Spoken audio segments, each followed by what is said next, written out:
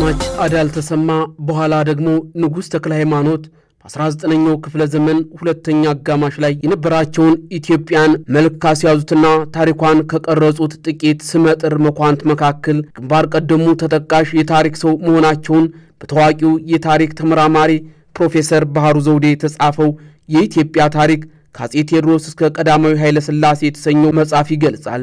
የጎጃሙ አዳል ተሰማን በዛሬው ዝግጅታችን ልናስተዋውቃችሁ ወደናል።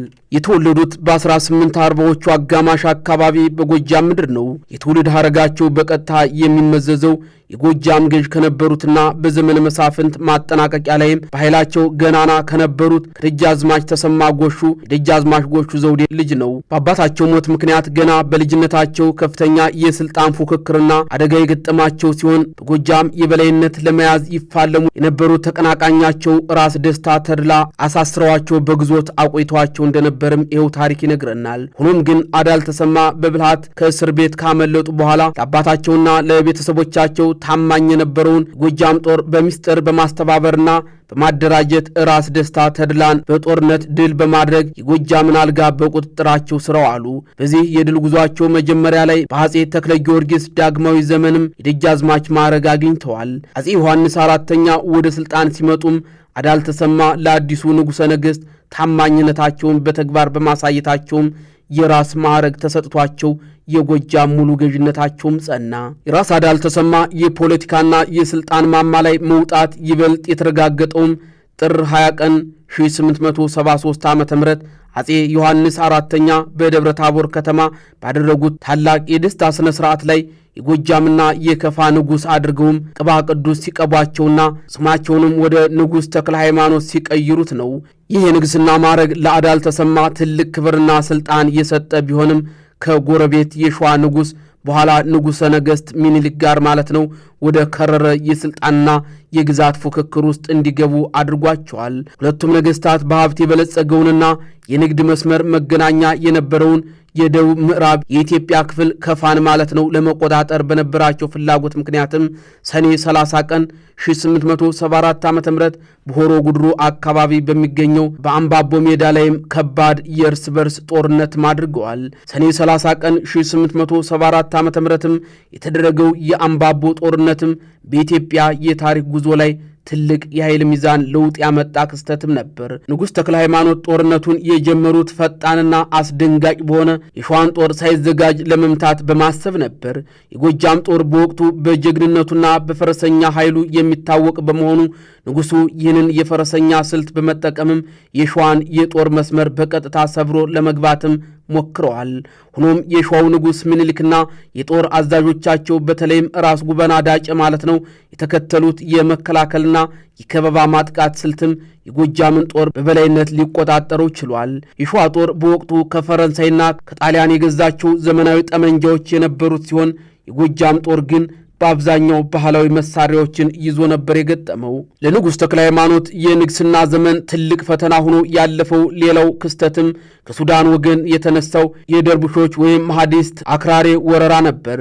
የደርቡሽ ጦር ድንበር ተሻግሮ የጎጃምንና የጎንደርን ሕዝብ ሲያሰቃይና አብያተ ክርስቲያናትን ሲያቃጥል ንጉሥ ተክለ ሃይማኖት የሀገራቸውን ዳር ድንበር ለማስከበር ጦራቸውን ይዘው ገጠሙ። እንደ ኢትዮጵያ አቆጣጠር በ1887 በተደረገው የሳሩሃ ጦርነት ላይ በደርቡሾች የሰው ኃይል ብዛት እና የጭካኔ ወረራ ምክንያትም የጎጃም ጦር ከፍተኛ ኪሳራ ደረሰበት። ከተማቸው ደብረ ማርቆስም በከፊል ተቃጠለች ማለት ነው። ይህ መራር ሽንፈት ለአፄ ዮሐንስ አራተኛ ወደ መተማ መዝመትና እዚያው መውደቅ አንዱ ትልቅ ምክንያትም ሆኗል። ሆኖም ግን ንጉሥ ተክለ ሃይማኖት በሽንፈት ተስፋ ሳይቆርጡም ጦራቸውን በድጋሜ በማደራጀትና ሀገራዊ አንድነትን በማጠናከርም አፄ ምኒልክ መላውን የኢትዮጵያ ስልጣን በያዙ ጊዜ አዲሱን ንጉሠ ነገሥት በሙሉ ልብ በመደገፍም ታማኝነታቸውን ማሳዩ።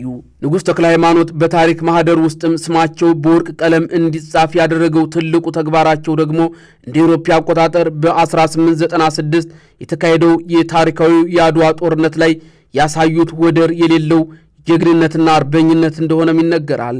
ፕሮፌሰር ጳውሎስ ሚልኪያስና ጌታቸው መታፈሪያ በአድዋ ጦርነት ላይ ያተኮረው ዘ ባትል ኦፍ አድዋ ሪፍሌክሽን ኦፍ ኢትዮጵያስ ሂስቶሪክ ቪክተሪ አጌንስት ኢሮፒያን ኮሎኒያሊዝም የሚለው ጥናታቸው ንጉሥ ተክለ ሃይማኖት የመሩትን የጎጃም ጦር ስትራቴጂካዊ አስተላለፍና የጦር አቅም በዝርዝርም ይተነትነዋል። የጣሊያን ወራሪ ጦር ሀገሪቱን ለመቀራመት የመጣ መሆኑን ሲረዱ ንጉሥ ተክለ ሃይማኖት የቀድሞ የእርስ በርስ ቂምና ቁርሾን ወደ ጎን በመተው በአጼ ምኒልክና በጋራ የሀገር ጥሪ ስር በመሰለፍም እጅግ ግዙፍና በጦርነት የተፈተነ የጎጃም እግረኛና ፈረሰኛ ጦር ይዘውም ወደ አድዋ ዘመቱ።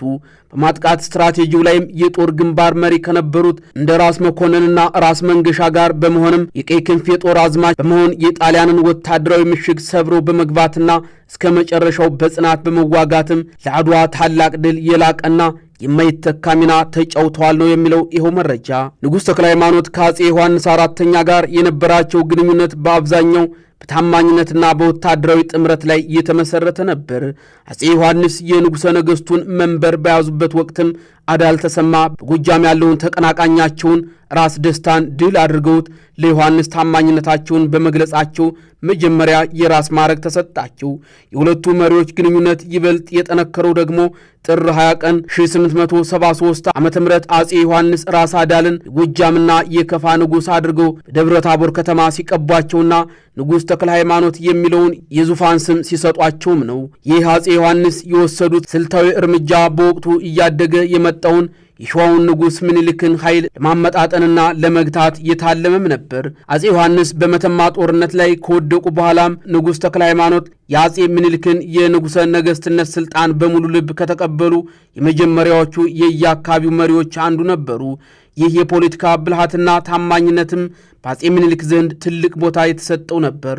እኚህ ታላቅ መሪ ከብዙ የሥልጣን የጦርነትና የልማት ዘመናት በኋላም በጥር ወር 1901 ዓ.ም ከዚህ ዓለም በሞት እንደተለዩም ይነገርላቸዋል።